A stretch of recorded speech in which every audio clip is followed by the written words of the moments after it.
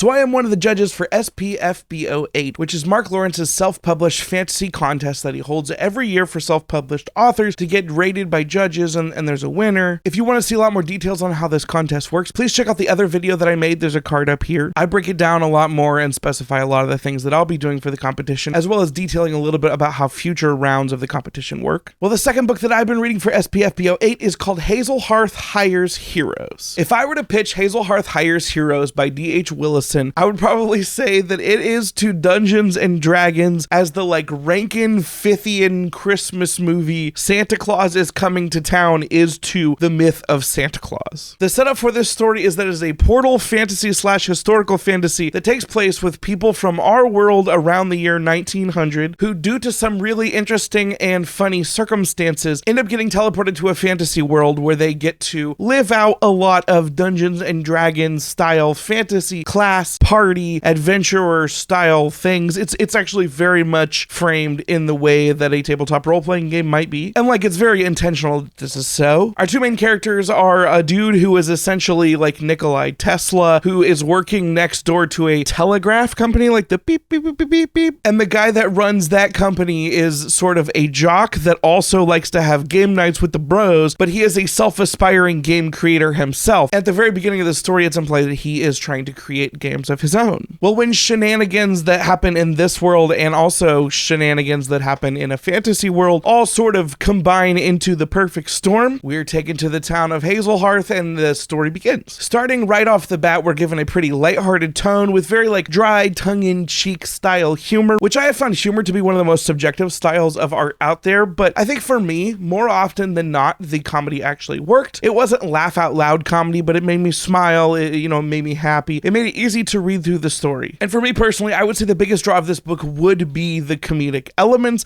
as well as just the setup in general and kind of the lightness and fluffiness that comes with the way that this story is built, which is that portal fantasy from these characters into the fantasy world. The prose of the story is built to serve the comedy elements, I think, best, more than is meant to be some sort of fancy poetic art piece. And this is the type of story that does a lot of wink wink nudge nudge at the reader. There's some fourth wall breaking. You may see references to things that you recognize in our context. For the most part, the book sort of tries to stay historically accurate when you're in the 1900 period, but I want to say even the author in the postscript was kind of making a joke about something that he had changed. Unfortunately, even though the book has a really interesting premise, and even though it is fun to experience some of the silly moments that happen throughout the book, and there are a couple serious moments that I think land well as well, the overall overarching narrative of what the characters are supposed to be doing on a moment-by-moment basis sort of falls off the tracks quite a bit for a significant section of the book, where if you really care what the characters are doing in the moment, you can carry yourself along and keep reading and not think about it. But if you sit back and try to analyze what are we actually doing here, how is this serving a greater purpose other than just being an opportunity for the characters to either learn something silly about the world or maybe find out a revelation about a little personal thing, I just think that the core threads of the book tend to be a bit aimless. And I think this starts to become pretty evident about midway through the book, maybe a little bit earlier, even through the end, where the build up for the final sort of climax of the story, it feels like you're building up for the middle of a story instead of the end of a story. And the ending itself is just not very satisfying. And I don't think I would be alone in that sentiment if more people were to read it. I think that the way that it ends and the way that the story sort of loses its way leading up to that, and you lose the ability to know what we're striving for. Like it says inside the book, and this is slightly meta-narrative instead of actually, the narrative of the story. It says that it's supposed to be a standalone, but it really doesn't feel like it works well as a standalone. It feels like it needs to be setting up something else for both the character arcs, the world arcs, the magic arcs. None of it really feels satisfying in the conclusion, and that's only magnified by the fact that as you read through it, it's really easy to be like, well, what are we even doing this for? Why do we care so much other than just the moment-to-moment stuff? And because of that, it becomes a little bit complicated to recommend this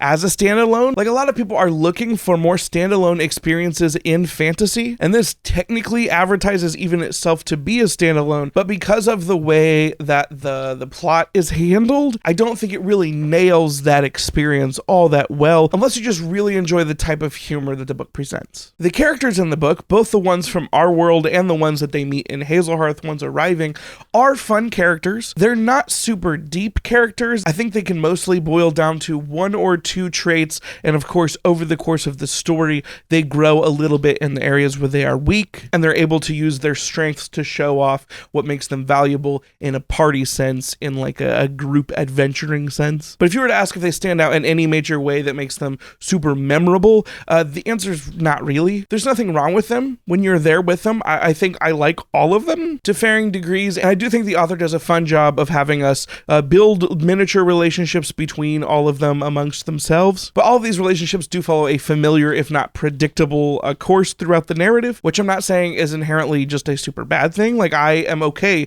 with predictable things. Sometimes it's nice to have comfort food instead of something that's always constantly challenging your brain. This is not that. This is the more comfort food side of things, but if you're looking for something that is has more sustenance to it, this is probably the wrong book for you. All this being said, for fantasy, this book is extremely easy to get through. It's not very long at all. I didn't find the reading experience to be really challenging, except when I tried to figure out why we were doing what we were doing and care about the goals of the story as a whole. But if you're looking for something shorter in the fantasy genre, especially something lighter, especially something that you can chuckle with, I would definitely recommend Hazelhearth Hires Heroes by D.H. Willison. What did you think about this review? If it sounded interesting to you, please let me know in the comments down below. If you like the review, please leave it a thumbs up. And if you'd like to see more reviews from me in the future, either related to SPFBO or to just the other fantasy science fiction books I read in general, please consider subscribing to the channel. You hit the bell, you'll get notified every time I post a new video. I hope to see you again soon.